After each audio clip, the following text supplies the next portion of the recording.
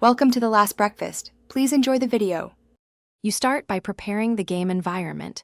Install the same game version the house asset targets and backup saves so you can revert if needed.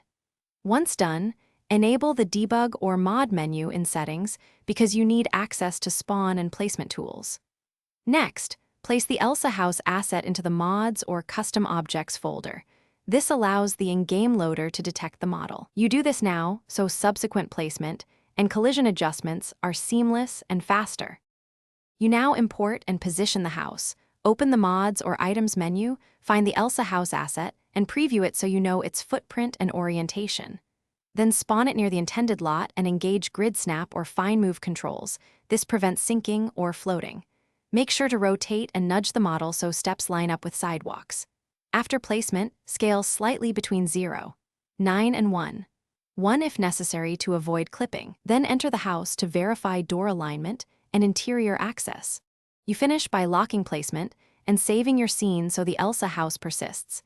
Then create a backup of the modified save file to protect progress. If you encounter glitches like blocked doors, missing textures, or NPC pathing issues, reset your spawn point and re-import the asset using an adjusted pivot or collision settings so navigation works. Make sure to remove or disable conflicting mods and verify any required dependency files are present. This resolves most problems and explains. Thanks for watching. If this was helpful, leave a like and consider subscribing. See you next time.